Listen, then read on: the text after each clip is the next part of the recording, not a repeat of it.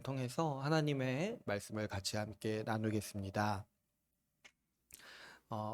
우리는 지금 계속해서 교회에 대해서 나누고 있는데요. 특별히 주님께서 교회를 다스리시는 방법에 대해서 나누고 있습니다. 지난 시간 우리가 말씀 같이 나눈 것을 복습해 보면, 우리가 지난 시간에 마태복음 28장 말씀을 통해서 우리 주님께서 세례를 통해 교회로 들어오도록 하신 그 의미와 뜻에 대해서 같이 나누었습니다. 주님은 이걸 정하셨죠. 세례를 통해서 교회에 들어오도록 정하신 거예요. 우리가 지난주 말씀 마태복음 28장 말씀을 생각해 볼 때 누구에게 세례를 베풀어야 하는가에 대해서도 정해 놓으셨어요. 주님은 말씀을 배우고 지키는 제자들에게 세례를 베풀라고 명하셨습니다. 만물을 다스리시는 주님께서 그분의 말씀에 순종하는 제자에게 세례를 주심으로 제자로 삼으시고 성도로 삼으셔서 그분의 백성으로 삼으셔서 항상 함께 하시겠다라고 약속하신 것이죠. 그래서 우리가 이 세례 서약을 보고 세례 의식을 보면은 우리 이 교회에 들어오는 게 무슨 의미인지, 하나님 나라 백성이 되는 게 무슨 의미인지를 다 나타낸다라고 우리가 지난 시간에 같이 나누었습니다. 우리가 세례 받을 때 세례 서약을 합니다. 그래서 이 세례 서약이 크게 이제 네 가지로 나눠진다고 했죠. 첫 번째로는 내가 하나님의 심판을 받아 마땅한 죄인임을 인정하는 거라고 했어요. 그리고 두 번째로는 예수 그리스도를 유일하신 나의 구원자시며 나의 주님이심을 믿는다라고 고백한다고 했어요. 그래서 이 앞에 두 가지 서약은 우리의 신앙 고백의 핵심을 하나님 앞에서 그리고 공중 앞에서 교회 앞에서 공인하고 내가 그것을 믿는다라고 서약하는 이 두 가지 질문이라고 했죠. 근데 뒤에 두 가지 질문은 또 이런 게 있다고 했죠. 세 번째로는 어, 주님의 모든 말씀에 순종하며 살겠다라고 서약한다고 했어요. 그리고 마지막으로 네 번째 말씀에 네 번째 서약에서 교회의 관할과 치리에 복종하겠다. 다시 말해서 교회의 지도에 내가 순종하면서 살아가겠다. 교회의 한몸됨을 지키면서 살아가겠다라고 서약한다고 했어요. 이 뒤에 두 가지 서약은 앞에 그 신앙 고백대로 내가 살아가겠다. 그 하나님의 말씀에, 그 하나님의 뜻에 내가 순종하면서 살아가겠다라는 이 서약을 하나님 앞과 교회에게서, 교회 앞에 서약하는 일이라고 했죠. 그랬을 때 예수 그리스도의 말씀에 순종하는 것, 예수 그리스도의 가르침에 순종하는 것과 교회의 지도와 치리에 복종하는 것이 다른 게 아니라는 거예요. 그래서 이 두 가지를 같이 서약하는 거라고 했어요.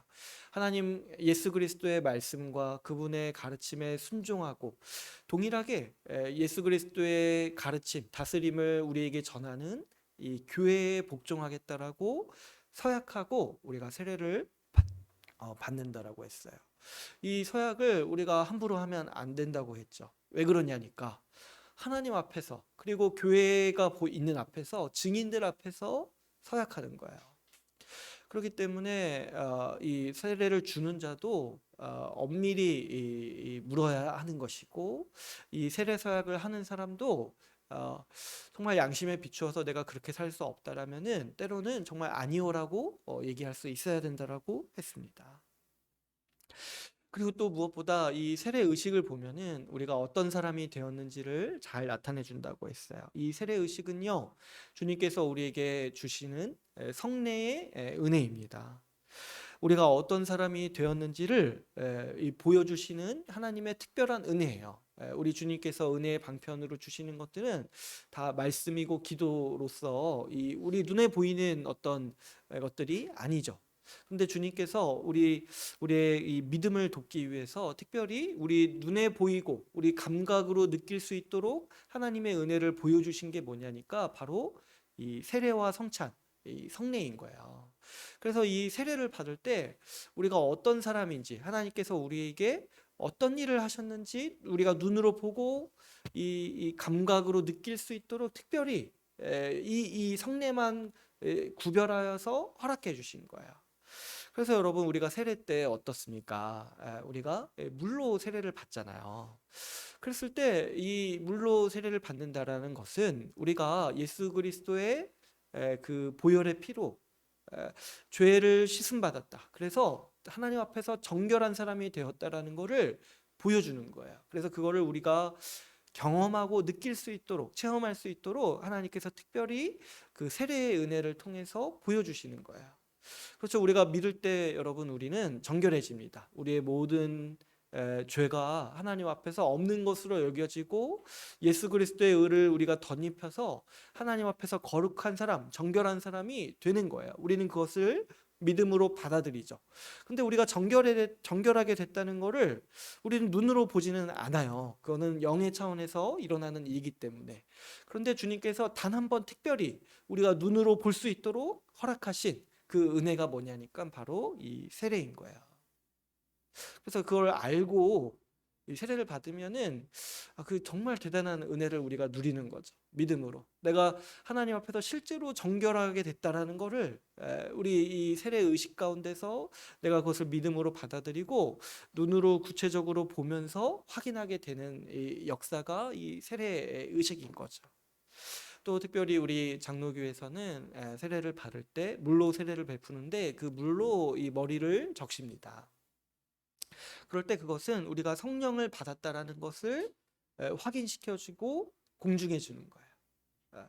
그렇죠, 여러분. 신자는 모두가 다 세례를 성령을 받습니다. 그런데 이것도 마찬가지죠. 성령 받았다라는 것을 우리가 이렇게 뭐 눈으로 볼 수가 없어요. 성령이 영이시기 때문에 우리에게 오시는 것을 우리가 볼 수가 없죠. 근데 주님께서 특별히 우리에게 성령 받았다라는 것을 눈으로 보고 우리 이 촉감, 이 오감으로 느끼게 하신 그 은혜가 뭐냐니까 바로 이 세례인 거예요. 그래서 세례 딱 받을 때 성령이 이와 같이 나에게 임하셨구나. 나를 정결케 하심으로써 성령께서 나에게 오셨구나 라는 것을 확신하고 그 은혜를 내가 눈으로 보고 촉감으로 느끼는 거죠. 그래서 이 성령을 받아서 내가 새 사람이 되었다라는 거를 그때 공인하는 거예요. 그래가지고 새 사람이 되어서 하나님의 말씀에 복종하고 하나님의 말씀에 순종할 수 있는 사람이 되었다는 것을 그때 공표하는 거죠. 이전에는 내가 죄 가운데 더러운 사람이었고 죄를 행하는 사람이었지만 이제는 하나님의 은혜로 내가 물로 씻김 받고 성령을 받아서 하나님 말씀에 순종하는 새로운 사람이 되었다라는 것을 이 세례 의식 가운데 보여주는 것이죠. 그래서 여러분 이거를 알고 세례를 받으면 그 얼마나 세례 의식이 이 세례가 얼마나 은혜를 주시는 우리의 믿음을 도우시는 하나님의 은혜인지를 우리가 분명히 알 수 있는 것이죠. 하나님께서는 본인이 이 세례 의식에 참여하도록 하셨어요. 세례 서약을 하고 이 신앙 고백하고 그리고 이 순종에 대한 서약을 하나님과 교회 앞에서 서약하도록 하신 거예요. 그리고 이 세례 의식을 통해서 자신이 이전과 다른 사람이 되었음을 눈으로 보면서 확인하도록 하신 것이죠. 이 세례 의식 자체가 사실 아무에게나 할 수 없는 것이고 또 아무나 받을 수 없는 이 하나님의 은혜의 방편 성례인 거예요. 그래서 누가 이 세례 의식, 세례 서약의 의미를 조금만 알아도 아마도 대다수의 사람들은 나 안 받겠다라고 할 거예요. 그리고 주려고 하는 사람도 너는 내가 줄 수 없다 이렇게 말할 거예요. 조금만 이 세례의 이 의미를 알아도요. 그럼에도 불구하고 오늘날 많은 분들이 제가 보니까 주시는 분도 이 세례의 의미가 뭔지를 잘 모르고 주시는 분도 많은 것 같고 또 받는 분도 이 세례의 의미가 뭔지를 잘 모르고 받는 것 같아요. 저도 생각해 보면 제가 중학교 때 세례를 받았는데 저는 세례 교육도 받은 적이 없어요. 제가 이름을 올려놓고 제가 깜빡하고 그 세례 교육 거기에 안 가가지고 저는 이제 안 받을 거라고 생각을 했어요. 근데 이제 못 받을 거라고 생각을 했죠. 그런데 이제 이름이 올라가 있으니까 그게 어떻게 행정상 처리가 돼가지고 갑자기 받으라는 거예요. 그래가지고 제가 세례 교육도 안 받고 세례 받은 사람이에요. 그러니까 세례 받을 때도 그게 무슨 의미인지를 잘 몰랐고 나중에 이제 제가 이제 신학교 가서 공부하면서 알게 된 거예요. 그랬을 때 참 많이 아쉽죠. 참 우리 인생의 중요한 순간인데 이 의미를 제대로 알고 내가 정말 제대로 생각하고 받았어야 하는데 많은 분들이 좀 그런 기회를 놓치게 되는 게 좀 아쉽죠. 제자가 세례를 받아야 돼요. 예수님의 제자로 살기로 살아왔던 사람, 그리고 그렇게 살기로 결단하는 사람이 세례를 받아야 돼요. 제자가 아닌 사람에게 요즘 이렇게 세례를 막 주기 때문에 일어나는 굉장히 큰 악영향들이 많다고 했어요. 사람들이요, 이 복음을 몰라도 믿을 수 있다고 생각하는 이 현상이요, 사실 세례를 아무나에게 주기 때문에 일어난다고 했어요. 세례를 줄 때 그 사람이 무엇을 믿는지에 대해서 점검하잖아요. 그리고 그 믿음의 핵심에 대해서 서약하도록 이렇게 권면하는 거잖아요. 그런데 이런 걸 대충 하다 보니까 사람들 가운데서는 어떤 생각이 있습니까? 내가 뭐 하나님에 대해서, 교리에 대해서, 복음에 대해서 아는 거 없지만은 난 세례를 받았기 때문에 나는 믿는 사람이야. 원래 신앙이라는 게 그런 지식과 큰 상관이 없다라고 사람들이 그렇게 은연중에 생각하게 된다는 거죠. 또 어떻습니까? 세례 때 원래 우리의 행함을 점검한다고 했어요. 내가 순종하면서 사는 것이 맞는지, 그리고 앞으로 순종하면서 살 건지 결단한다고 했어요. 그런데 그런 거 없이 그냥 막 세례를 주니까 사람들은 또 어떻게 생각합니까? 내가 믿지만은 내가 순종하지 않을 수도 있다라고 은연중에 그렇게 막연히 생각하면서 살아간다는 거죠. 그래서 이 믿음의 교리, 믿음의 개념이 엉망이 되는 주요 원인 중에 하나가 이 세례가 무너진 현상 가운데 있다는 거죠. 이런 일 가운데 종합적으로 가장 치명적인 것은 이 교회가 점점 세속화되어 간다는 거예요. 교회 안에 불신자가 너무 많아지는 거예요. 그래서 자기가 불신자인 줄 아는 불신자면은 괜찮아요. 그건 배우려는 의지가 있는 거잖아요. 그런데 자기가 신자인 줄 아는 불신자가 많은 거죠. 그래가지고 어떻습니까? 자기가 불신자인데도 직분자가 되고, 심지어 자기가 불신자인데도 그걸 모르고 나중에 이 목회자가 되고, 이런 일들이 우리 가운데 벌어지면서 교회가 점점 더 어려워지고 있는 것이죠. 그러나 여러분, 이 주님께서 세례를 통해 교회에 들어오도록 정하신 뜻이 분명히 있습니다. 세례를 통해서 교회가 신자와 그 신자가 아닌 자를 구분하고 또 점검하도록 하신 거예요. 그래서 아무나 교회에 들어오는 것이 아니라 참된 신자가 교회 회원이 되어서 교회를 일구고 교회를 세우도록 하신 것이죠. 이 세례 의식을 생각해 볼 때 교회에 들어오려는 회원이 자신의 신앙을 자발적으로 고백하도록 하셨어요. 그리고 교회에 들어오려는 회원이 의지적으로 신자로 순종하며 살 것을 서약하도록 하신 거예요. 이때 주님께서 의도하신 거는 고민하라는 거예요. 고민하라는 거예요. 우리 이제 금요 모임 때 그 믿음을 갖기 위해서 필수적으로 해야 되는 게 뭐라고 했어요? 먼저 앉아서 비용 계산을 하라고 했죠. 주님께서 교회에 들어오실 때 이거를 요구하시는 거예요. 세례 받기 전에 정말 그렇게 살 건지, 정말 그 믿는 바대로 정말 내가 살 것인지 비용 계산을 하도록 하기 위해서 이 세례 서약을 두신 것이고 세례를 받도록 하신 것인 것이죠. 그래서 여러분 우리는 생각해 볼 때 우리는 이미 세례를 받고 세례 서약을 하고 세례를 받은 사람들이라는 거를 기억해야 돼요. 그런데 혹시 세례 받을 때 이런 거 모르고 했을 수도 있잖아요. 그리고 세례 서약도 지금 내가 생각해 보니까 좀 고민되는 수도 있잖아요. 그래서 우리 교회가 이 정회원 제도를 하는 이유가 이 무너진 세례, 이 세례를 바로잡고자 우리가 정회원 제도를 한다고 했어요. 그때 하지 못했던 비용 계산, 그때 하지 못했던 정말 자신의 신앙에 대해서 숙고하는 시간을 갖도록 하기 위해서. 그래서 정말 서약한 다음에 딴 말하지 않고 더 충성되게 살아가도록 우리가 정회원 제도를 통해서 지금 교회를 세워가고 있다라고 우리가 같이 나눴죠. 그래서 여러분 이미 우리 서약하신 분들, 우리 정회원 분들은 이 세례와 이 정회원 제도를 기억하면서 이 정회원 서약을 기억하시면서 살아가셔야 돼요. 이미 나는 서약했고 순종하기로 서약했어요. 이 서약이 절대 가벼운 서약이 아니라고 했죠. 하나님 앞과 교회 앞에서 한 서약이에요. 그랬을 때 여러분 우리는 이 순종할지 순종하지 않을지 하나님 말씀대로 살아갈지 내가 좀 그러지 않을지 고민하라고 지금 우리가 정의원 서약하는 게 아니라고 했죠. 우리는 이미 결정을 내린 사람들이에요. 그거를 잊어버리시면 안 돼요. 이미 결정을 내렸어요. 이미 난 그렇게 살아가기로 서약했다는 거예요. 그럴 때 자꾸 이렇게 뒤를 돌아보고 자꾸 이렇게 망설이고 이런 것들을 사실 예전에 버렸어야 하는 거죠. 이 정의원 서약을 하기로 내가 결정했을 때 그걸 버렸어야 되는 거예요.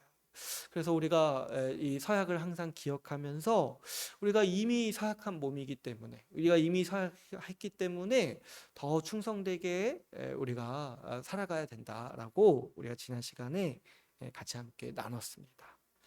오늘 계속해서 우리가 이어서 같이 나눌 말씀은 우리 주님의 다스림에 대해서 우리가 또 한번 살펴볼 텐데요. 우리가 앞에서 계속 지난주까지 나눴듯이 하나님께서는 말씀으로 교회를 다스리십니다. 그런데 우리 주님께서 다스리실 때, 교회를 다스리실 때 말씀으로 다스리시는데 그 한 축, 또 한 축으로 다스리십니다. 그게 뭐냐면은 바로 직분을 세우셔서 다스리시는 거예요.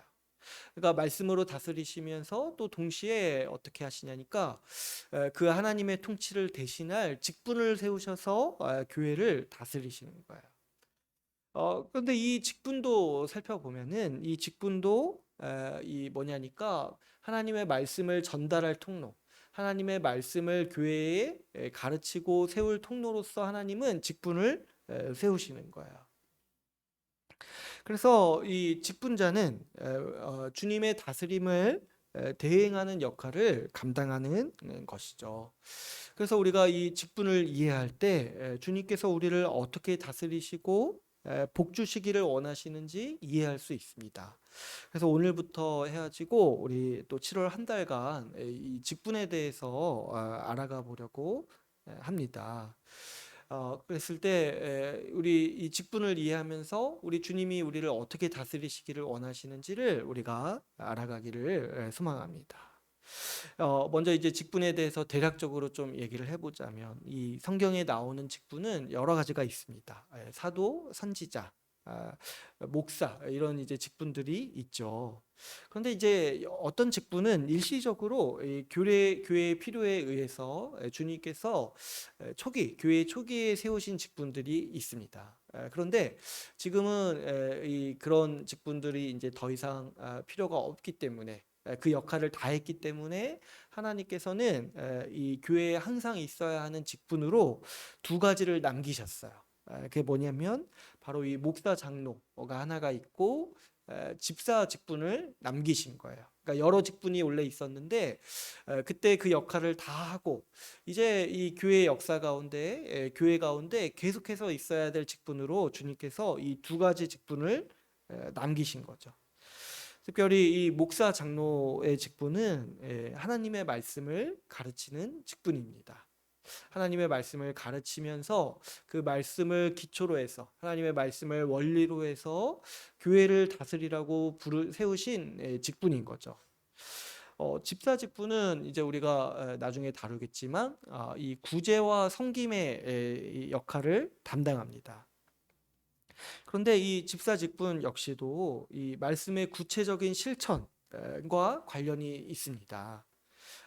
우리가 말씀에 순종하면서 살아가는 삶이 결국에 뭐예요? 다른 사람을 사랑하는 거죠. 근데 그 다른 사람을 사랑할 때 핵심적인 게 뭐냐니까 다른 사람을 구제하는 거예요. 내 시간과 재정을 사용해서. 그래서 이 집사 직분이 구제 사역을 담당하는데 이것도 뭐냐니까 말씀대로 살아가는 그 실천하는 삶을 담당하는 거예요. 그래서 원리적으로 보자면은 결국에 이 장로의 직분, 목사 장로의 직분과 집사의 직분 모든 직분이 하나님의 말씀과 관련이 있다. 하나님의 말씀을 교회에 가르치고 그 말씀대로 살도록 시행하고 그 교회를 조직하는 일과 이 두 직분이 관련이 있는 것이죠.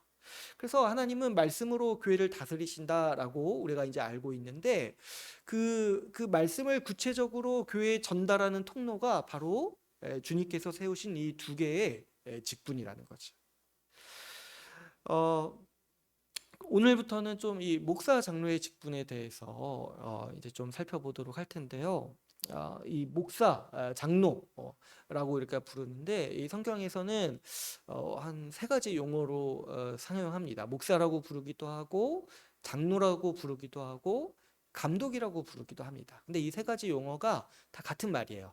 그래서 일반적으로 사용할 때는 이제 장로라고 부르기도 하고 또 이제 이 장로가 이제 대표적인 건데 목사가 이 장로 중에 한 명인 거예요. 그래서 그런데 우리가 이제 말씀을 보면서 그 목사와 장로의 역할을 구분할 때가 있어요. 그래서 목사도 장로의 일종인데 목사와 장로를 구분할 때는 이제 어떻게 구분을 하는 거냐면 목사는 공적인 가르침을 담당하는 장로인 거예요. 그래서 주일 공예배 때 설교를 담당하고 공적인 자리에서 말씀을 가르칠 권위를 가진 장로를 가리켜서 우리가 이제 목사라고 부르는 거죠. 장로는 어떤 그러면 목사와 장로를 구분할 때 장로는 목사가 아닌 장로는 어떻게 어떤 역할을 담당하는 거냐면 장로도 하나님의 말씀을 맡아서 하나님의 말씀의 기초에서 교회를 다스리고 지도할 역할을 맡은 사람인 거예요. 그래서 목사와 장로가 구분되어 있을 때 장로님은 보통 이제 하시는 일이 교회를 다스리고 또 말씀으로 우리 성도 한 명 한 명을 지도하고 권면하는 역할을 하는 거죠. 그래서 목사는 공적인 자리에서 이 대중 앞에서 공중 앞에서 말씀을 전하지만 장로는 이제 개인적으로 신방하고 상담하고 돌보면서 말씀에 합당하도록 살도록 개인적으로 사적으로 권면하는 역할을 주로 맡는 것이죠. 그래서 이 목사와 장로는 하나님의 말씀을 가르치면서 이 교회를 다스리는 직분으로서 우리가 이해할 수 있습니다. 오늘 우리가 말씀을 이렇게 보시면은 오늘 이제 사도행전 20장 17절부터 32절까지 우리가 읽었는데요.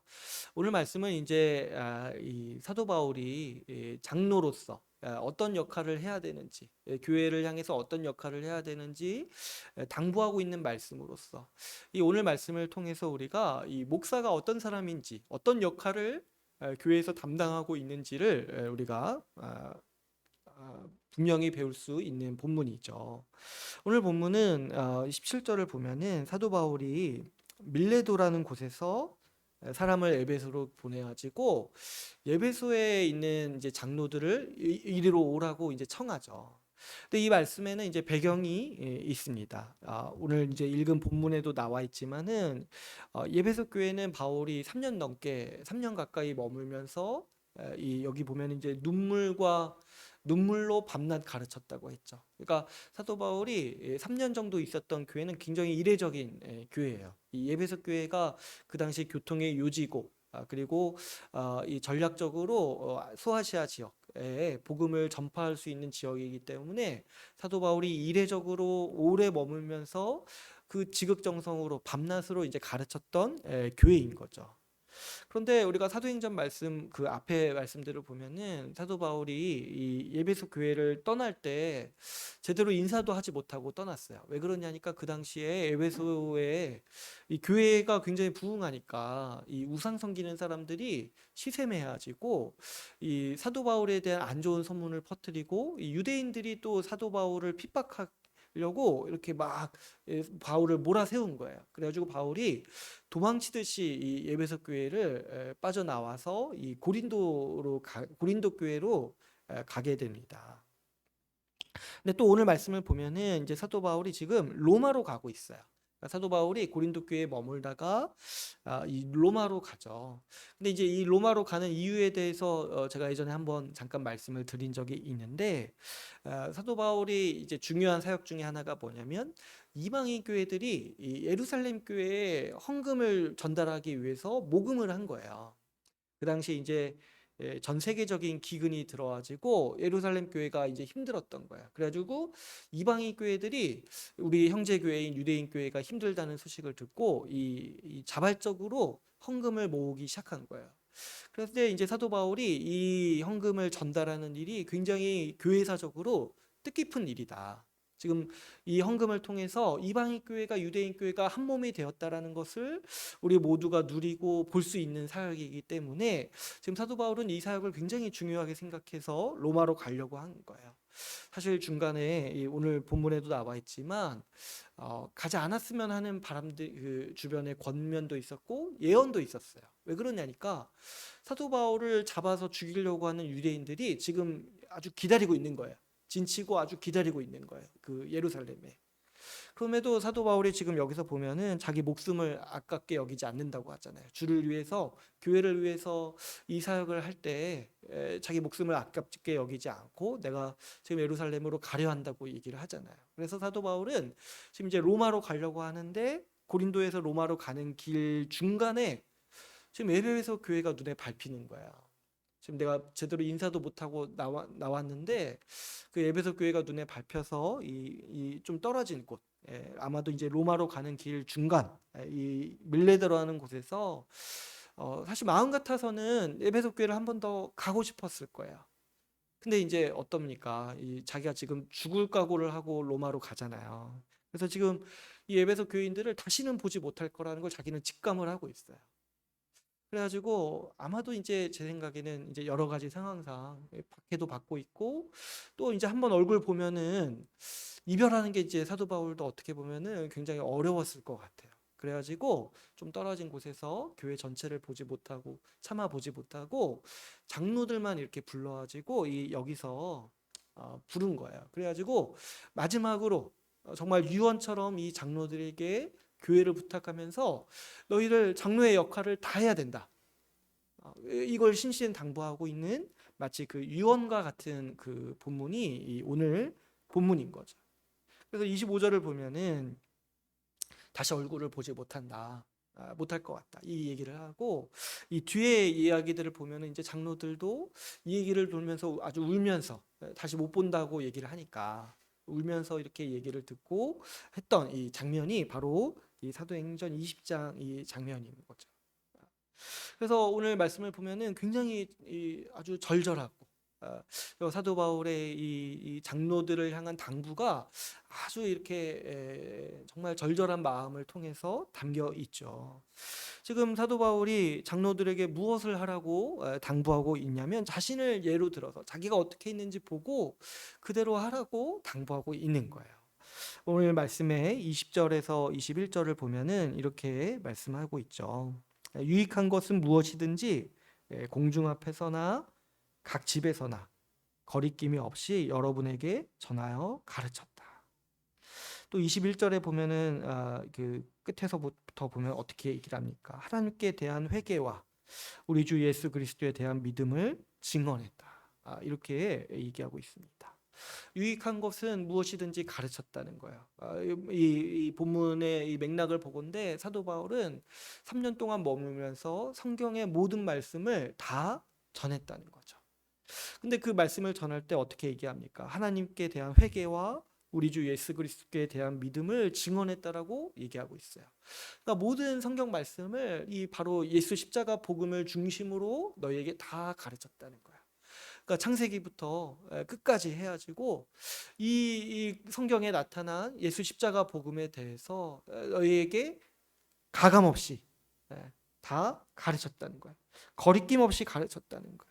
그러니까 그 말씀 중에서는 어떤 본문들은 보면은 좀 사람들이 싫어하고 어려워하고 듣기 싫어하는 말씀일 수 있지만은 지금 사도 바울은 어떻게 얘기를 하는 거야? 다 가르쳤다는 거죠. 모든 말씀을 가르치면서 모든 본문으로 너희에게 복음을 전했다라고 사도 바울은 얘기하고 있습니다. 그러니까 여러분 목사가 해야 되는 일이 뭐냐니까 단순히 말씀 가르치는 것뿐만 아니라 모든 본문을 통해서 예수 십자가 복음을 가르치는 거예요. 26절, 27절 말씀을 보면은 이렇게 얘기합니다. 그러므로 오늘 여러분에게 증언하거니와 모든 사람의 피에 대해서 내가 깨끗하다. 이게 무슨 말입니까? 어, 모든 것을 다 가르쳤기 때문에 지금 그리고 어느 정도 철저하게 가르쳤냐면은 공중 앞에서도 가르치고 사적으로서도 붙들고 가르친 거예요. 그래가지고 너희의 피해에 대해서 내가 깨끗하다. 그러니까 이게 무슨 말입니까? 너희가 나중에 불순종해서 심판받고 멸망받더라도 그거는 너희 중에 한 사람이 그럴지라도 그거는 그 사람 책임이라는 거야. 왜냐? 나는 할 수 있는 걸 다 했다는 거죠. 나중에 내가 모르고 불순종했다는 말이 나오지 않도록, 만약에 모르고 불순종했다라면은 나한테도 책임이 있는 거지만 나는 절대 그렇게 하지 않았다는 거죠. 그래서 철저하게 물샐 틈이 없이 가르쳤다. 그래서 너희가 나중에 불순종하고 믿음을 떠나는 거는 너희가 의지적으로 알고도 그렇게 하는 거다. 내가 그렇게 말할 정도로 내 양심에 대해서 깨끗하다라고 얘기를 하는 것이죠. 27절 얘기합니다. 이는 내가 꺼리지 않고 하나님의 뜻을 다 여러분에게 전하였습니다. 하나님의 말씀을 더하거나 빼지 않고 온전히 다 전했다. 그래서 사도 바울이 이 양심이 있는 거야. 내가 너희의 피해에 대해서 깨끗하다. 한편으로는 또 뭡니까? 내가 그토록 너희를 철저히 가르쳤기 때문에 너희가 온전히 그것만 붙들면 된다. 다른 걸 하지 않고 그것만 붙들면 능히 온전히 신앙생활을 하며 복되게 살아갈 수 있다라는 또 한편의 생각이 있는 것이죠. 32절에 보면은 이렇게 얘기합니다. 지금 내가 여러분을 주와 및 그 은혜의 말씀에 부탁하노니 그 말씀이 여러분을 능히 든든히 세우사 거룩하게 하심을 입은 모든 자 가운데 기업이 있게 하심이라. 지금 사도 바울은 이 교회를 떠나면서 한 가지 의지하는 게 뭐냐면은 내가 너희에게 전한 그 말씀이 온전히 너희를 세울 것이다. 그러니까 지금 사도 바울은 이 말씀만을 내가 그동안 가르쳤고 다른 거 더하지도 않았고 내 개인적인 사견 이런 건 얘기하지도 않았고 온전히 말씀을 전했다. 그리고 그 말씀이 너희를 온전히 붙들 것이다라고 얘기하고 있는 것이죠. 이 가감 없이 말씀을 전했다라는 거 생각해 볼 때, 여러분 우리가 성경을 정말 창세기부터 요한계시록까지 다 배워야 되는 이유가 있어요. 왜 그러냐니까 우리가 이렇게 취사 선택하게 되면 어떻습니까? 자기 듣고 싶은 것만 듣고 자기 좀 찔리고 이런 것들은 멀리할 수 있는 거예요. 그래서 우리 신앙의 선배들은 원래 전통적으로 성경 본문을 차근차근 이렇게 순서대로 가르쳤어요. 그러니까 성경 한 권을 딱 해가지고 1장부터 끝까지 이렇게 했어요. 이게 왜 유익하냐니까 목사도 하기 싫은 본문을 피할 수가 없는 거예요. 때로 저도 이제 말씀을 이제 순차적으로 강의하다 보면 제가 좀 약한 부분이 있어요. 그럼에도 피할 수가 없어요. 왜냐하면 저 본문을 바꾸면은 딱 어떻게 되는 거예요? 사람들이 의심할 거 아니에요. 왜 바꾸시? 할 거 아닙니까? 그러니까 원래는 이렇게 하는 게 전통적이고 우리 신앙의 선배들이 사도 때부터 이 고수해온 이 방식이라는 거죠. 왜 그럽니까? 하나님의 모든 말씀을 우리가 듣게 하기 위해서 내가 기준이 되어가지고 말씀을 취사 선택하지 않고 하나님의 모든 말씀을 내가 생명으로 삼아서 그것이 쓰든 달든 쓰면 약으로 삼고 달면 정말 삶의 기쁨으로 삶아서 그 말씀을 붙들고 살아가도록 하기 위해서 가감없이 말씀을 전하는 게 중요하다는 거죠. 그래서 여러분 목사는 이 일을 하는 사람이에요. 말씀을 가르치는 사람인데 그냥 말씀을 가르치는 게 아니라 예수 십자가 복음에 근거해서 모든 성경 말씀을 가감없이 전해야 되는 사람이라는 거죠. 하나님은 목사를 통해서 말씀을 배우도록 특별히 정하셨습니다. 물론 여러분 우리가 각자가 다 말씀을 볼 수 있어요. 말씀을 읽고 연구하고 해석할 수 있어요. 그런데 말씀을 보고 해석하는 방법이 다 제각각일 수가 있는 거야. 특별히 오늘날 같은 시대는 어떠합니까? 자기가 읽고 이해한 바가 그냥 맞다고 여기는 거예요. 오늘 이 말씀을 읽고 느낀 점, 그러면은 그게 그냥 맞다고 여기는 거죠. 그런데 하나님은 그렇게 자기 나름대로 해석하도록 냅두신 것이 아니라 목사를 통해서 복음을 중심으로 말씀을 보도록, 복음 중심으로 말씀을 해석할 수 있도록 그 방법을 배우도록 하시고 그 말씀의 길을 인도받도록 주님께서 특별히 정하신 거죠. 여러분, 이 사도 바울이 가르쳤던 시대, 이때 이 초기의 교회를 생각해 보면 이때에는 구약만 있었어요. 그래서 여러분, 누군가의 지도가 없다라면 구약을 통해서 예수 십자가 복음을 이해하는 것은 굉장히 어렵죠. 여러분들이 어렸을 때 교회를 다니신 분은 창세기 많이 들으셨을 거예요. 많이 듣고 뭐 이렇게 족보도 외우고 뭐 이렇게 유명한 사람들 다 알았을 거예요. 근데 그게 예수 그리스도에 대한 말씀이라는 거를 어떻게 이해하냐는 거예요. 가르쳐 주는 사람이 없으면 어떻게 이해합니까? 제가 나중에 신학교에서 진짜 깜짝 놀랐어요. 제가 어렸을 때 주일학교 때 배운 게 막 생각이 나는데, 아니 이게 이렇게 명백히 예수 십자가 복음을 가르치려고 기록된 말씀인데 어떻게 이걸 나한테 안 가르쳐 줬을까 했을 때 참 안타깝다 이 생각이 드는 거죠. 명백히 그 아브라함에 대한 이야기가 예수 십자가 복음에 대한 이야기인데, 야 이거를 어떻게 이렇게 명백히 나와 있는데도 그렇게 이렇게 맨날 자기 자식 바치라고 이것만 맨날 얘기했을까? 참 제가 그래가지고 참 너무 안타까웠던 제 어린 시절이 좀 안타깝더라고요. 내가 이거 진작에 알았으면은 내가 그렇게 어렸을 때 좀 이렇게 안 그렇게 살았을 텐데 이런 안타까움이 있어요. 사도 바울 시대에도 가르쳐주는 사도가 없었다라면 말씀을 제대로 이해하는 게 힘들었어요. 이 성경 말씀을. 유대인들은 어떻습니까? 어렸을 때부터 이거 다 외웠어요. 하나님 말씀을 외웠어요. 그런데도 사도들의 지도를 받고 그 지도 아래서 그 말씀이 이 예수 십자가 복음을 가리키고 있다. 그 복음의 진리를 드러내고 있다는 것을 배워야만 했던 것이죠. 오늘날은 그때보다 좀 더 낫죠. 신약 성경이 있으니까. 그런데 이 신약 성경이 있어도 얼마나 그 마음대로 다들 성경을 읽는지, 얼마나 엉터리로 성경을 해석하는지 모르겠어요. 신약 성경이 구약을 다 올바로 해석하고 있는데도 그 관계를 이해하지 못해가지고 헤매고, 그래서 그 이단들이 얘기하는 것들 빠지고, 이런 것들이 얼마나 어처구니 없는 일인지 모르겠어요.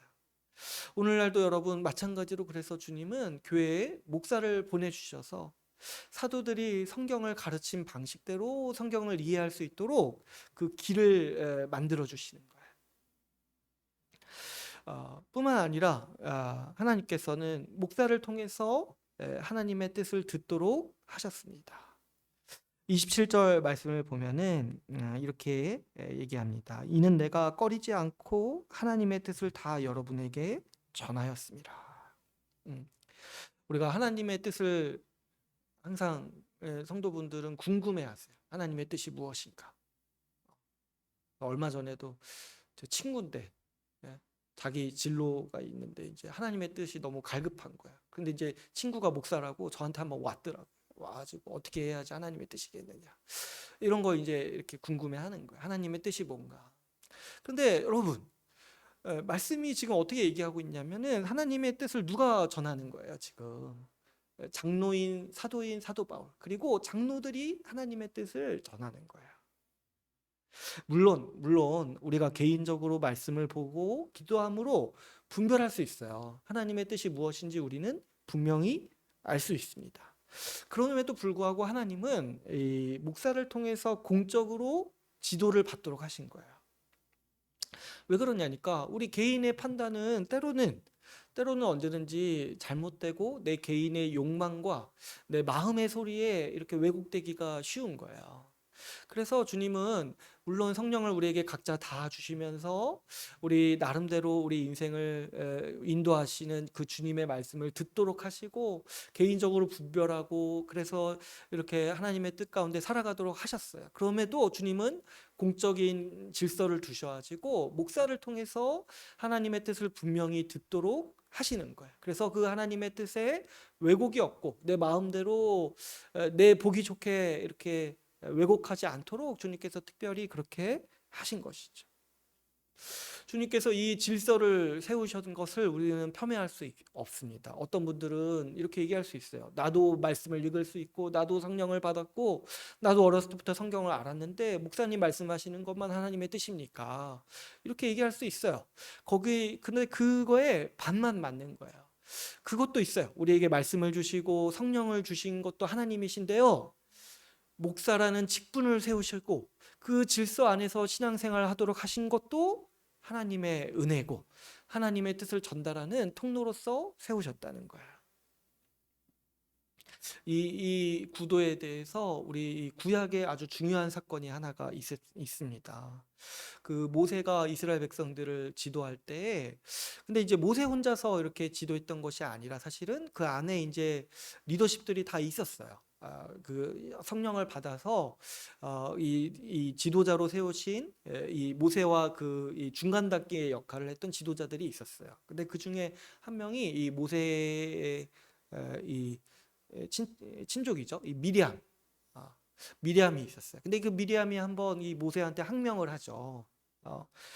이렇게 얘기를 하는 거예요. 모세한테. 너만 성령 받았냐? 너만 하나님이 말씀하시냐? 나도 선지자다. 나도 하나님의 말씀을 듣고 나도 성령을 받았다. 그래서 너만 그렇게 막 하나님 말씀하시는 것처럼 말하지 말라는 거예요. 그런데 하나님께서 분노하시고 진노하셔서 미리암을 심판하시죠. 그래가지고 미리암이 이 나병에 들도록 하신 다음에 모세의 기도를 통해서 낫도록 하셨어요. 그때 하나님이 분명히 말씀하신 게 뭐냐면 내가 이 질서를 세웠다는 거예요. 내가 모세를 세우고 너희를 인도하고 내가 모세를 대면하여서 너희에게 내 뜻을 전달하고 있다. 이렇게 말씀하시는 거예요. 맞죠? 미리암에게도 성령을 주시고 하나님의 말씀을 주셨어요. 미리암도 선지자예요. 그런데 하나님은 동일하게 이 공적인 질서도 세우신 거예요. 이 모세를 통해서 듣도록 하신 거예요. 오늘날도 마찬가지라는 거죠. 우리 모두에게 성령을 주셔서 말씀을 주시고 하나님의 뜻을 분별하도록 하셨습니다. 그런데 거기에 더해서 주님은 공적인 질서를 세우셔서 목사의 지도를 받도록 하시는 거예요. 그래서 여러분, 우리는 목사의 직분, 이 목사 장로 직분을 통해서 하나님의 뜻을 들을 수 있습니다. 공적으로 우리 여러분 다 말씀 볼 수 있잖아요. 그래서 주 중에 내내 여기 뭐예요? DBS 하고 말씀 공부해서 하나님의 뜻을 알 수 있어요. 그럼에도 불구하고 왜 주일 공예배 때 우리가 설교를 듣습니까? 하나님께서 목사 직분을 통해서 하나님의 이 말씀을 해석하는 방법을 배울 뿐만 아니라 하나님의 뜻을 공적으로 이 권위를 통해서 듣도록 하시기 위해서 목사 직분을 세우신 거예요. 또 뿐만 아니죠. 목사는 말씀으로 권면함으로써 다스리는 직분입니다. 오늘 말씀의 20절 말씀을 보면은 공중 앞에서나 각 집에서나 가르쳤다고 돼 있어요. 가리지 않고 가르쳤다고 돼 있습니다. 31절 말씀을 보면은 또 이렇게 얘기를 하죠. 내가 3년이나 밤낮 쉬지 않고 눈물로 각 사람을 훈계하던 것을 기억하라. 그러니까 뭐예요? 이 공중 앞에서 공적으로 가르치기도 했지만 집에서 개인적으로 각 사람마다 권면했다는 거예요. 각 사람마다. 그러니까 목사는 공적으로 가르칠 뿐만 아니라 말씀에 순종하도록 이 개인적으로 권면하는 역할을 하는 것이죠. 그러니까 목사를 단순히 가르치는 사람으로만 이해하면은 그냥 뭐 교사 정도 이렇게 생각할 수 있지만 그렇지 않다는 거예요. 목사는 가르치고 또 어떻게 하는 거예요? 순종하도록 권면하는 역할, 그 사역까지 하는 직분이라는 거죠. 그래서 공적으로 권면하고 설교 가운데서도 가르치는 것만 있는 게 아니에요. 그래서 이 말씀에 따라 순종하도록 권면하는 일까지 공적으로 하죠. 그런데 이것만 하는 것이 아니라 개인적으로 만났을 때도 이 말씀으로 살 수 있도록 권면하는 역할을 목사가 하는 것이죠.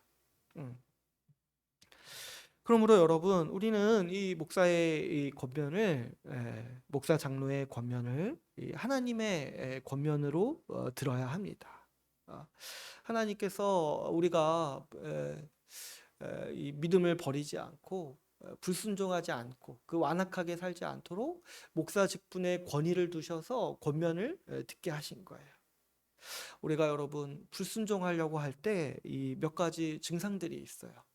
근데 이제 그걸 잘 눈치채셔야 돼요. 내가 지금 불순종하려고 이러고 있구나 이런 걸 눈치채셔야 돼요. 근데 이제 몇 가지 특징적인 중에 하나가 뭐냐면 이 자신의 고집이나 신념에 서서히 깊이 빠져들어가는 거예요. 그래가지고 막 이상한 주장을 하기 시작하는 거예요. 내가 그동안 배워왔던 거랑 반대되는 건데 그냥 자기 생각과 자기 신념에 깊이 빠져가지고 그리고 여기에는 자기 연민도 있을 수 있고 그냥 자기 어떤 감정적인 상황이 있을 수 있어요. 그런 거에 그냥 매몰되어가지고 그냥 거기에 깊이 빠지다 보니까 자기 주장을 굉장히 붙들게 되는 거예요. 그러면서 자연스럽게 나타나는 현상이 뭐냐니까 말씀을 귀담아 듣지 않는 거예요. 어, 주일 공예배 때 그냥 졸고 그냥 대충 듣고 또 말씀 들을 기회도 굉장히 가볍게 여기면서 살아가는 거예요. 그러면서 또 하나 있는 심각한 증상이 뭐냐면 사람의 말을 안 듣는 거예요. 다른 사람의 말을 안 들어요. 그러다가 이 최악의 상태까지 가면은요, 나중에는 이제 기록된 말씀까지 부인하거나 무시하는 거죠. 여기까지 오면은 사실은 돌이킬 수가 없어요. 돌이키기가 굉장히 힘들어요. 중간중간에 정말 강력한 그러면서 근데 굉장히 이 일이 무서운 게 뭐냐면 자기가 기록된 말씀을 지금 부인하고 있는데도 여전히 자기가 하나님을 믿고 있다라고 여기면서 살아가는 현상들이 이 불순종의 증상들인 거죠. 이거 굉장히 사실 무서워요. 이 빠지지 말아야 돼요. 처음에 자신의 고집과 신념을 강하게 여기는 태도 이런 것들을 빨리 버려야 돼요. 그래서 사람의 말을 들으려고 하고 하나님의 말씀을 들으면서 자신의 그 주장을 항상 점검해야 돼요. 우리 신자에게 자기 주장이라는 게 사실 어디 있습니까? 그 자기 뭔가 이렇게 서운한 거 하나에 꽂히고 자기 감정에 하나 꽂혀가지고 자꾸 그런 것들을 이제 만들어내는 거죠. 그런데 하나님께서 그 완악한 게 가기 쉬운 우리 이 불순종의 증상들을 돌이키고 그걸 막기 위해서 세우신 직분이 바로 이 목사의 직분이에요. 목사에게 권위를 주신 이유는 뭐냐면 그때 권위의 말씀을 듣고 좀 돌이키라고 주시는 거예요. 그때 내가 불순종하려고 할 때 좀 그 목사를 불편하게 여기는 그 마음으로 그 말이라도 듣고 돌이키라고 이 목사를 주시는 거죠. 하나님께서 우리를 불순종해서 돌이키게 하시기 위해서 이 마지막으로 두신 안정장치가 바로 이 목사의 권면인 거죠. 사실 뭐 이렇게 좋을 때는 목사를 대하는 게 편하고 굉장히 기쁘죠. 그러나 사실 불순종할 때는 대부분 목사를 불편하게 여깁니다. 그런데 그 불편하게 여기는 그게 뭐냐니까 하나님께서 마지막으로 그 불순종을 불편하게 여기라고. 그래서 그것 때문이라도 돌이키라고 주님이 마지막으로 주시는 권면이라는 거예요. 어, 이렇게 목사의 권면이 듣기 불편할 때 있잖아요. 그때 이제 기억해야 돼요. 그게 뭐냐면 그때 순종하라고 목사를 주시고 권위를 주셨다는 거예요. 그때 순종하라. 그 불편할 때 순종하라고 목사가 있는 거예요. 그게 아니라면은 사람이 자기 마음이 불편하고 감정이 불편할 때 뭘 기반으로 돌이킵니까? 이미 그 상태까지 가면은 기록된 말씀을 안 봐요. 그냥 대충 넘겨요. 내가 지금 불순종하려고 마음 먹고 있는데 뭐 이렇게 유튜브에서 하나님 말씀 찾아보겠습니까? 이거 알잖아요. 내 머리로 알아요. 그렇게 하지 말라고 분명히 말씀하실 테니까 난 안 들을 거야. 이렇게 하는 거죠. 근데 그때 주님이 마지막으로 두신 안전장치가 뭐냐니까 목사의 권면을 듣게 하신 거예요.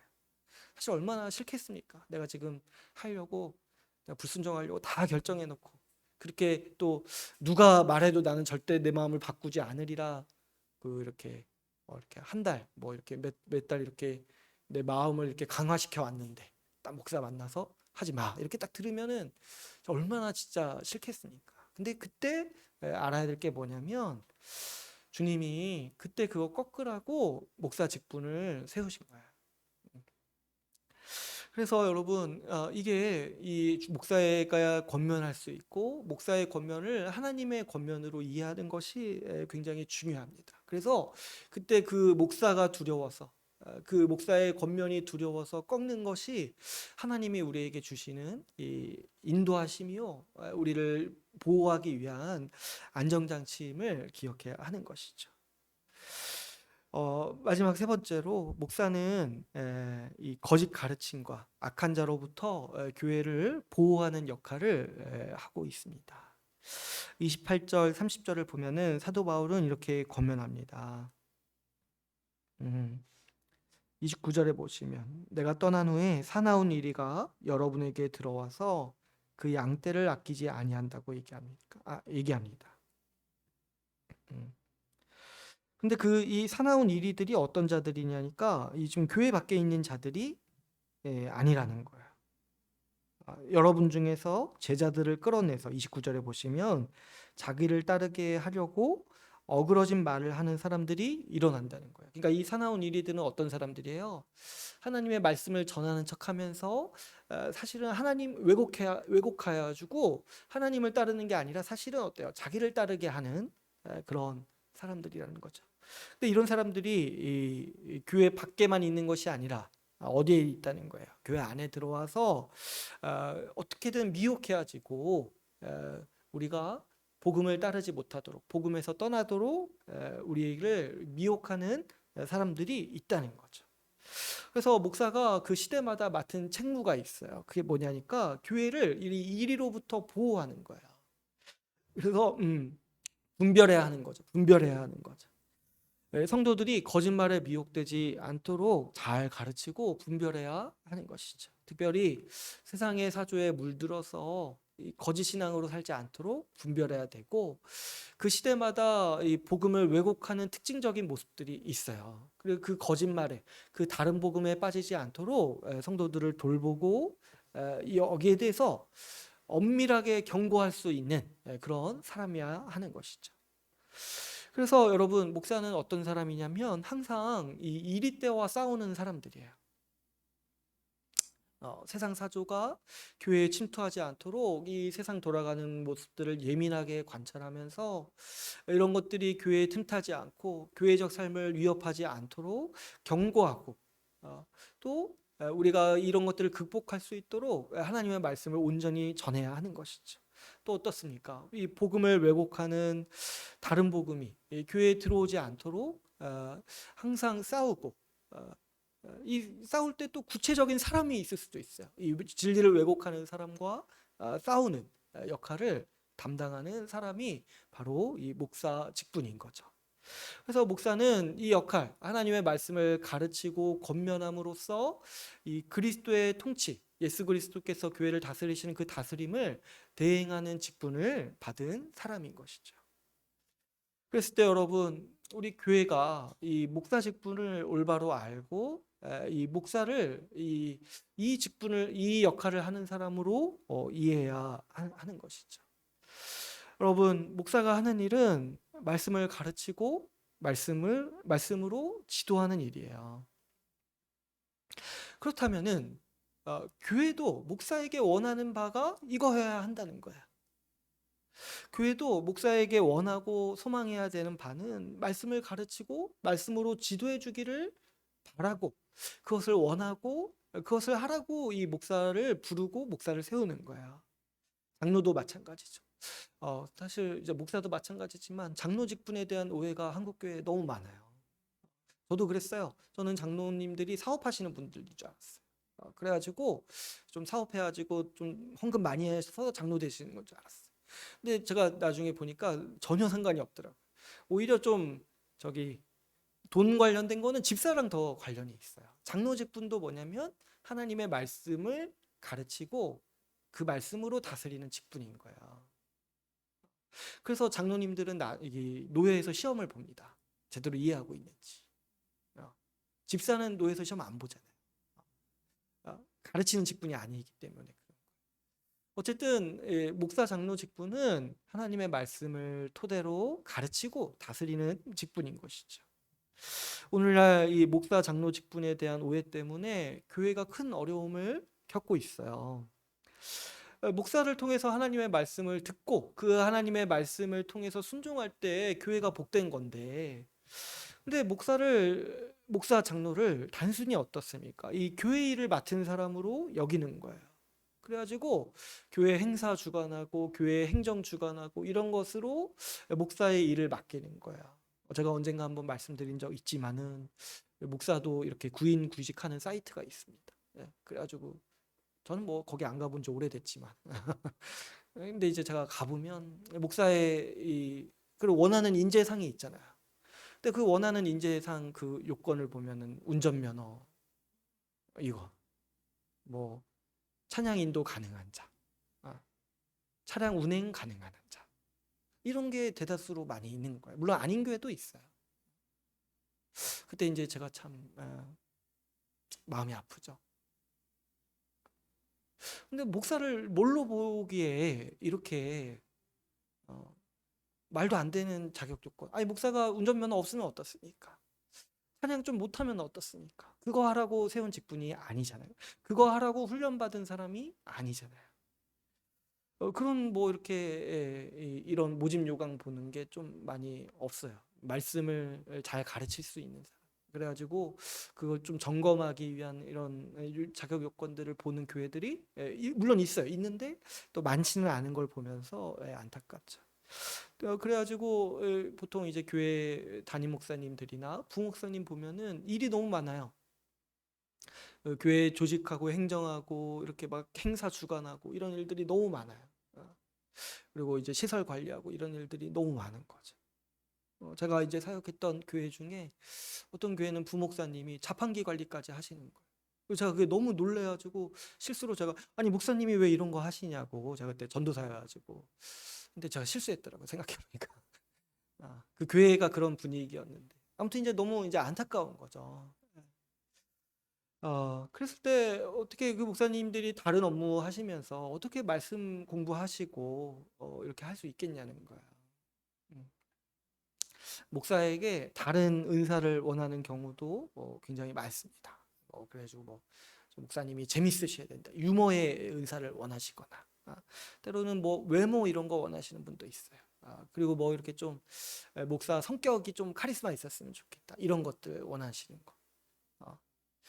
어, 그런데 목사가 어떤 사람인지 안다라면은 우리가 목사에게 원하는 거는 딱 하나라는 거예요. 말씀을 잘 가르칠 수 있는 사람. 목사가 그것을 못할 때 교회는 심각하게 어려워지는 거예요. 금세 우리가 말씀을 공급받지 못함으로써 우리도 이상하게 살기 쉬워지고, 공적으로 선포되는 말씀을 듣지 못함으로써 우리가 믿음으로 살아가기가 점점 더 어려워질 수 있게 되는 것이죠. 그랬을 때 이 교회가 좀 목사가 이 말씀 사역에 집중할 수 있도록 도와야 되고, 교회는 목사가 어떤 사람인지 분명히 인식해야 돼요. 그래가지고 이제 좀 분위기가 안 좋은 교회는 목사가 이렇게 사무실에 앉아 있으면 논다고 생각한다고요.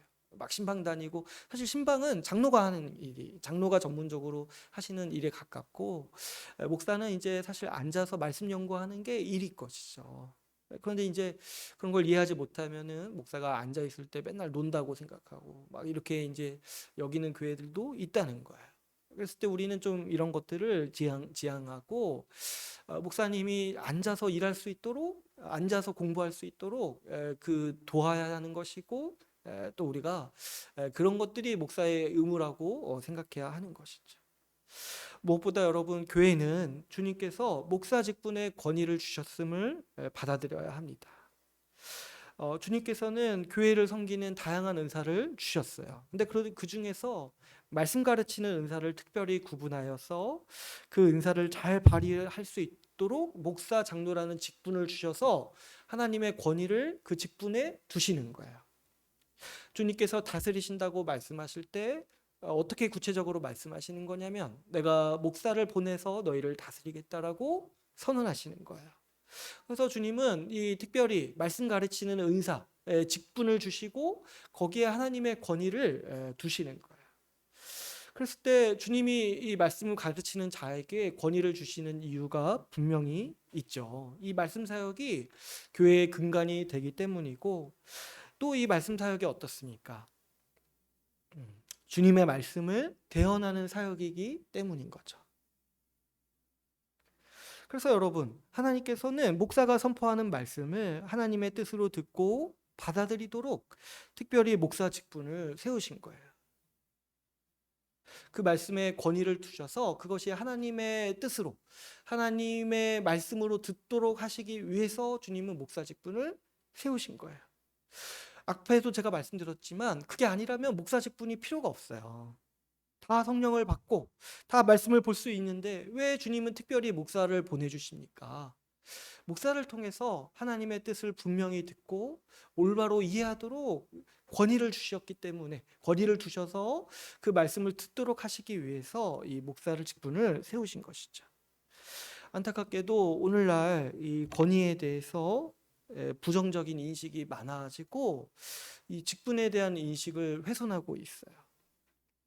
우리 살아가는 이 사회 자체가 권위 자체를 악하다고 생각하는 그런 이제 세상 문화가 있는 것이에요. 그래가지고 선생님도 권위가 없다고 여기고, 부모도 아이를 체벌할 권위가 없다고 여기고, 그래서 세상의 모든 권위는 없어야 된다는 거야. 너와 나는 똑같다, 이렇게 여기는 거죠. 그래가지고 뭐 이렇게 조금만 조언하려고 해도 막 꼰대라고 비난하고 이렇게 비웃는 문화, 이런 것들이 사실은 권위가 악하다고 여기는 이 세상의 이 관점에서 만들어내는 이 문화인 거죠. 우리도 그런 시대 안에서 살아가고 있어요. 그래가지고 권위를 굉장히 힘들어하는 게 우리의 그냥 이 생활 방식이에요. 그러니까 누가 뭐라고 하면은 그냥 다 그냥 기분 나쁘고 싫은 거죠. 그냥 아무리 옳고 그냥 아무리 바른 방향이라도 기본적으로 우리가 그렇게 살아왔기 때문에 이런 이제 권위에 대한 부정적인 인식이 있는 거죠.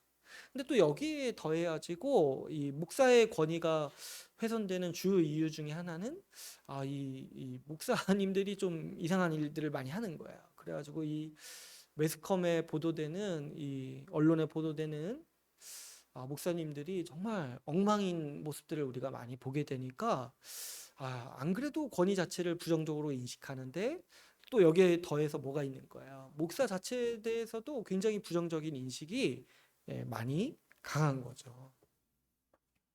그래가지고 우리 오늘날 이 교회를 개혁하려고 하시는 분들 중에는 이 목사 직분 자체를 부정적으로 생각하는 분들이 있는 거예요. 그래가지고 교회를 개혁하기 위해서 목사 직분을 없애야 된다, 이렇게 주장하시는 분도 있고, 그래서 이제 목사가 가지고 있는 그 설교권, 이거 왜 목사만 하냐, 우리 성도들이 돌아가면서 해야 된다, 이렇게 주장하시는 분들이 있는 거예요. 근데 이제 제가 생각해 봤을 때 여러분, 돌아가면서 설교하는 교회 좋을 것 같나요?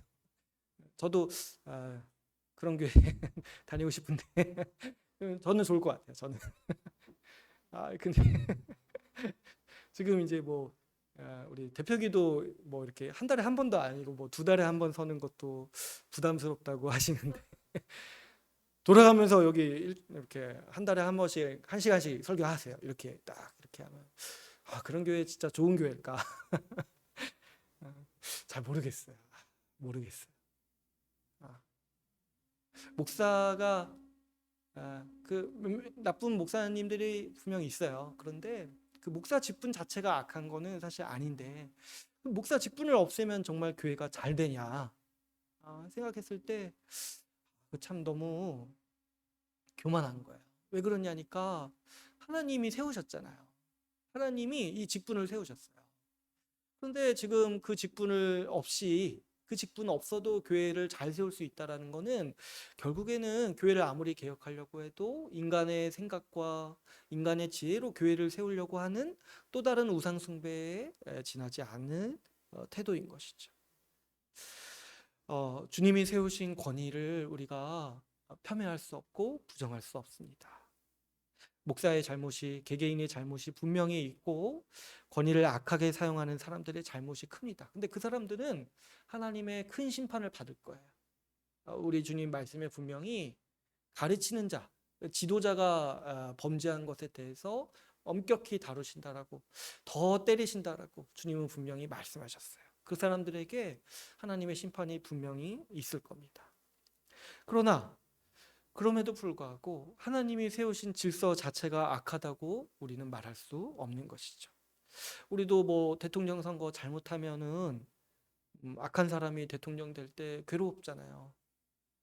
근데 그렇다고 할지라도 대통령 제도 자체를 없애자고 말하는 사람들은 많이 없어요. 왜냐니까 그 질서 자체는 존중하는 거예요. 그 사람이 악하고 그 뽑은 사람들이 우매한 거지. 그 질서 자체를 부정할 수는 없는 것이죠. 우리도 마찬가지입니다. 그리고 우리 교회가 요즘에 많이 어려워서 어디 가서 이제 목사라고 얘기하는 거 이렇게 막 좀 이렇게 굉장히 부끄러울 수 있고 그 권위 자체가 굉장히 약화될 수 있지만 우리는 어떻습니까? 우리는 주님께서 세상을 다스리시고 질서를 세우셨다라고 믿는 사람들이에요. 그래서 우리는 하나님께서 교회를 다스리시고 그 세우시는 이 질서를 존중하고 따라야 하는 것이죠. 교회는 목사의 권위를 존중해야 마땅합니다. 목사의 가르침을 하나님의 말씀으로 들어야 하는 것이죠. 목사의 권위는 하나님의 말씀에서 나옵니다. 그래서 모든 목사의 말에 뭐 하나님의 뜻이라는 게 아니에요. 하나님의 말씀을 가르치고 하나님의 말씀에 근거해서 권면하는 그 권면들, 그 가르침들을 오늘날 나에게 주시는 하나님의 음성으로 우리는 들어야 하는 것이죠. 그래서 그 하나님의 말씀을 순종할 수 있어야 돼요. 그래가지고 이걸 이해하신다라면 하나님 말씀에 순종하는 것과 목사의 권면에 순종하는 것이 다르지 않다라는 것을 우리는 이해할 수 있어요. 오늘날 우리는 너무도 쉽게 목사가 전하는 설교와 권면이 마음에 들지 않을 때 우리는 너무도 쉽게 그거는 그냥 목사님 생각이지 이렇게 상대화시켜버리는 경우가 많이 있습니다. 그래가지고 내가 듣기 좋아하는 목사님 찾아가지고 어디 유튜브에 검색해가지고 봐봐, 저 목사님 말만 있는 게 아니지 않습니까? 아니면 이제 다른 교회 가서 그 교회 목사님 하시는 말씀을 듣는다든가 이렇게 자기 귀에 듣기 좋은 말씀 찾아서 이렇게 다니시는 분들이 있는 거죠. 그러나 여러분 그럴 수 있어요. 뭐 이렇게 교회에서 선포되는 목사의 말씀이 마음에 안 들어서 다른 교회 갈 수 있어요. 그런데요, 분명히 아셔야 하는 것은 말씀에 근거해서 선포하는 목사의 가르침과 권면이 하나님의 뜻과 다르지 않다는 점을 분명히 아셔야 돼요. 목사는 바꿀 수 있어도 하나님의 뜻을 바꿀 수는 없는 것이죠. 내 귀에 듣기에 좋은 사람을 만날 수는 있어도 그렇다고 해서 기록된 성경 말씀에 근거한 하나님의 뜻이 변하는 게 아니라는 것이죠. 마지막으로 교회는 목사를 존중하고 돌보면서 보호해야 합니다. 여러분 교회는 목사를 돌봐야 돼요. 말씀 사역에 전념할 수 있도록 목사가 다른 일에 신경 쓰지 않도록 돌봐야 하고 특별히 또 생계에 대해서도 신경 써서 돌봐야 하는 것이죠. 이 목사가 바쁜 일을 하면서 공부를 병행하기 쉽지 않아요. 제가 이제 이 말씀선교센터 사역을 하면서 여러 목사님들을 뵙는데 목사님 중에는 카페와 교회를 같이 운영하시는 목사님이 계시더라고요. 근데 이제 그 목사님이 카페가 되게 잘 되신대요. 그래가지고 이렇게 교회가 이렇게 안전하게 든든하게 서 있을 수 있는데 근데 그분이 이렇게 PTS 오시고 말씀선교센터에서 배우시려는 게 카페 일이 너무 잘 돼서 이렇게 생계 걱정은 안 하는데 너무 바빠서 말씀 볼 시간이 없다는 거예요. 그리고 자기가 그게 너무 이렇게 너무 가슴이 아파서 지금 카페를 그만두실까도 고민하신다. 이런 이제 얘기를 하시는 거를 제가 들은 적이 있어요.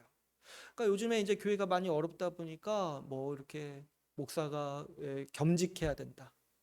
그래서 뭐 이렇게 교회를 어떻게 카페처럼 해야 된다. 이런 이제 대안들이 많이 나오는데 사실은 그것도 교회를 망칠 수 있어요.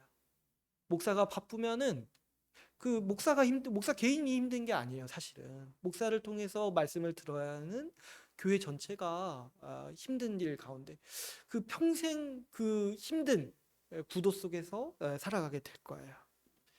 그랬을 때 이런 일이 있지 않을 수 있도록, 물론 이제 요즘 같은 교회가 어려울 때는 목사 개인도 검소하게 살아갈 필요가 있지만 교회도 목사를 돌봐야 될 필요가 있는 것이죠. 적절한 사례를 지급해야 돼요. 여러분, 교회 목사는요, 교회 고용인이 아니에요. 하나님께서 교회를 위해서 목사를 양육하시고 세우셔서 교회에 보내주신 선물이고 하나님께서 보내주신 권위예요. 그러니까 거기에 합당한 대우를 교회가 할 수 있도록 적절한 사례를 지급해야 되죠. 코로나 때문에 교회가 많이 힘들다고 어떤 교회는 목사의 사례를 먼저 깎는다는 거예요. 그럼 그거에 나오는 태도가 뭡니까? 목사를 그냥 고용인으로 생각하는 거잖아요. 그런데 왜 보니까 성도들은 그냥 다 잘 살고 있어요. 그런데 왜 목사는 그 월급을 줄여도 조금 받아도 알아서 살겠지 이렇게 생각을 하냐는 거죠. 그럴 수 없고 그렇게 할수록 교회가 더 힘들어지는 거예요. 특별히 교회는 목사를 보호해야 합니다. 목사의 명예를 보호해야 돼요. 아까 제가 말씀드렸지만 목사는 항상 전쟁 중에 있는 사람이에요. 음, 항상 싸우고 있어요. 항상 그 외부의 세상 사조와도 싸우고 있고 또 이 교회 안에 있을지 모르는 이리들과 목사는 싸우고 있습니다. 근데 그 이리들이요 항상 어떠냐니까 목사를 공격해요. 목사를. 그 우리 막 그런 정치 용어에도 있잖아요. 그 메시지를 반박할 수 없으면은 메신저를 공격하라고 하잖아요. 그래가지고 맨날 뉴스 나오는 거 보면은 맨날 그런 거 신변 잡기 이런 거 막 집어내가지고 비난하잖아요.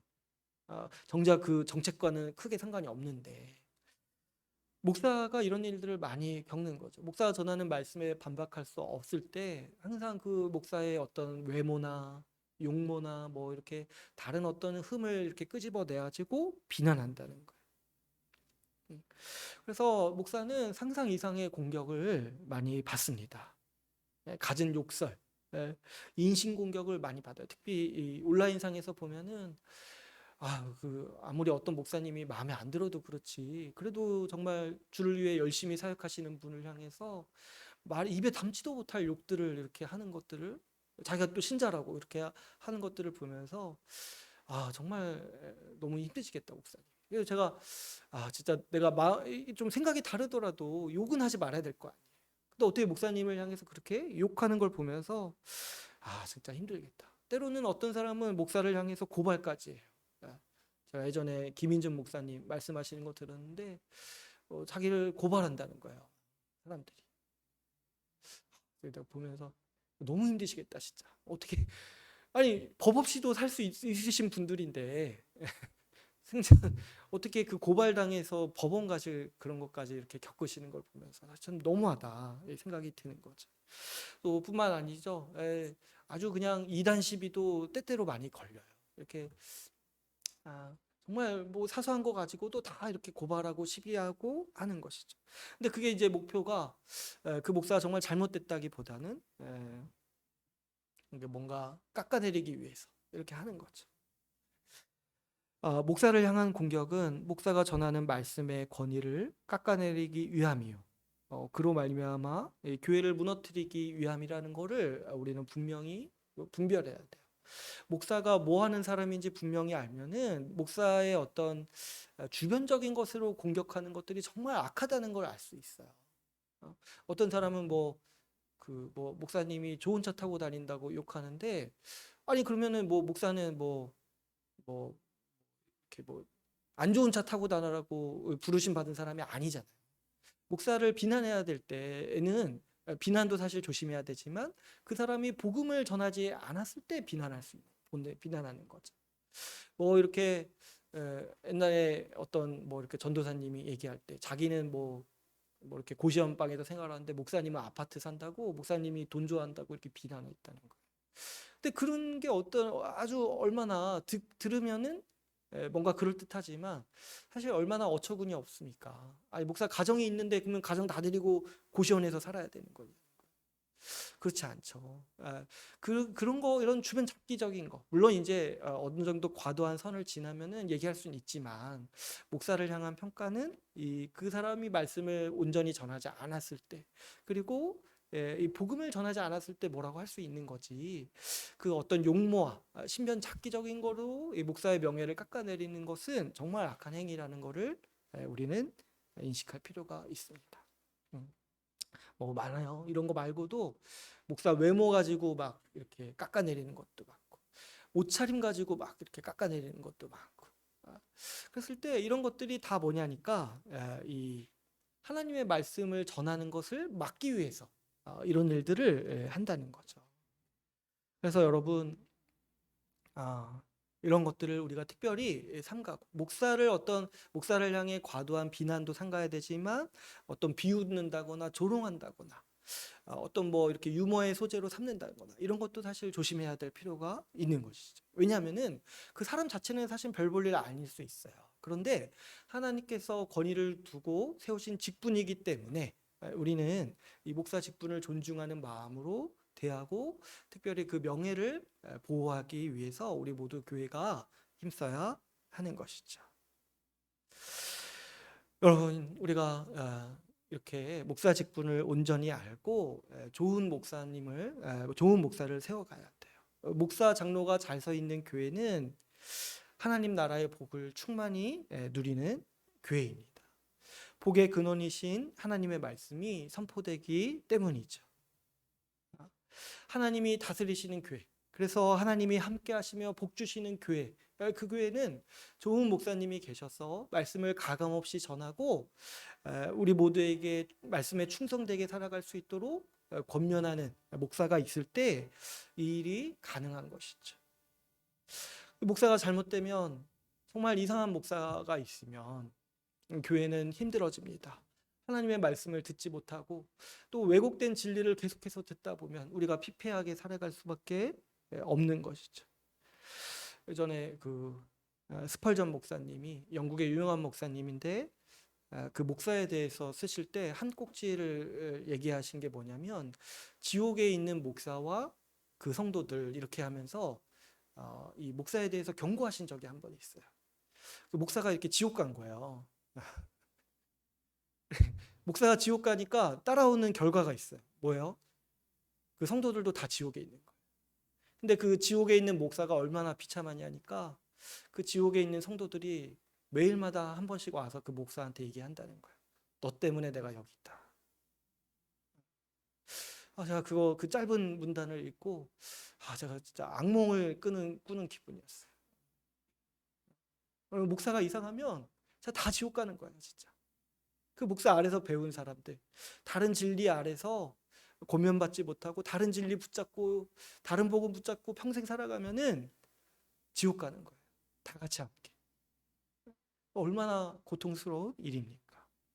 제가 예전에 사역했던 교회 중에 문제가 굉장히 많았던 교회가 있었는데, 그 교회 이제 사임할 때 저랑 같이 사임하는 부목사님한테 한 성도가 했다는 거예요. 목사님 정말 죄송합니다. 이렇게 떠나보내서 죄송합니다. 그래도 목사님은 이 교회 나가시니까 좋은 거예요. 저희는 지옥에 있잖아요. 이렇게 얘기를 하시는 거예요. 왜냐면 거기 담임 목사님이 좀 이상하셨거든요. 목사가 잘못되면 문제가 너무 심각한 거예요. 그래서 여러분, 우리가 살면서 어떤 목사를 만나는가가 인생의 중요한 문제예요. 우리 교회 처음에 개척할 때 오신 분 중에, 그리고 나중에 오신 분 중에 목사가 어떤 사람인지 모르고 오신 분들도 있어요. 저도 놀랐는데, 사실 그러면 안 돼요. 사실 그러면 안 돼요. 그때 제가 말리지는 않았지만 그러면 안 돼요. 목사가 전하는 말씀이 복음에 합당한지 보고 교회를 정해야 돼요. 제가 이런 얘기를 지금 왜 하는지 모르겠지만 아무튼 그 목사가 정말 중요한 거예요. 목사가 이상하면 나도 이상해지고, 최악의 경우 나도 지옥 가는 거예요. 어떻게 믿음을 유지합니까? 매주 이상한 얘기 듣고 다른 진리를 듣는데 누가 제정신을 유지하고 누가 믿음을 지킬 수 있겠습니까? 누구도 그럴 수가 없어요. 그랬을 때 여러분, 우리가 이렇게 좋은 목사를 같이 함께 세워가 봅시다. 저는 아직 어떤 목사라고 말할 수 없어요. 저는 이제 안수받은 지 5년이 채 안 됐습니다. 근데 다행히도 감사하게도 여러분 덕분에 목사직을 수행할 수 있는 거예요. 그래서 제가 앞으로 어떤 목사가 되는지는 앞으로에 달려 있어요. 앞으로에. 그랬을 때 제가 좋은 목사가 되기 위해서 앞으로 여러분의 이 돌봄과 도움이 많이 필요합니다.